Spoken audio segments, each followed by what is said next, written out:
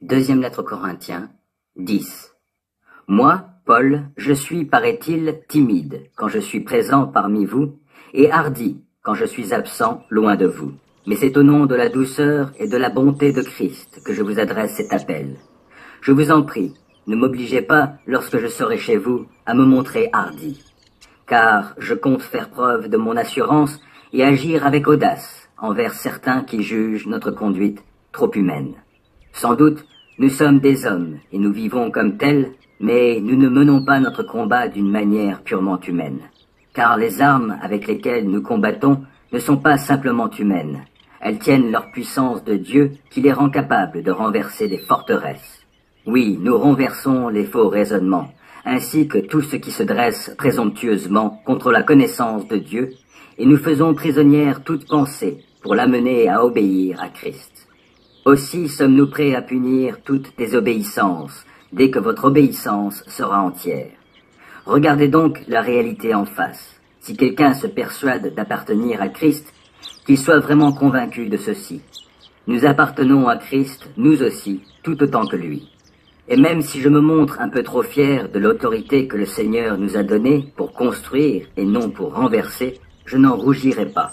Car je ne veux pas passer pour quelqu'un qui ne serait capable d'intimider que par des lettres, comme on le prétend. Ces lettres, dit-on, sont sévères et énergiques, mais lorsqu'il est là, c'est un faible et sa parole ne mérite pas l'attention. Que celui qui tient ses propos en soit bien convaincu. Nos actes, quand nous serons chez vous, seront conformes à ce que nous vous écrivons dans nos lettres quand nous sommes loin de vous. Certes, nous n'aurions pas l'audace de nous prétendre égaux ou même comparables à certains qui se recommandent eux-mêmes. La mesure avec laquelle ils se mesurent, c'est eux-mêmes, et ils ne se comparent à rien d'autre qu'à eux-mêmes. N'est-ce pas là une preuve de leur folie?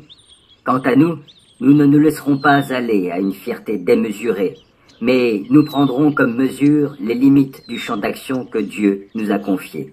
C'est ainsi que nous nous sommes rendus jusque chez vous.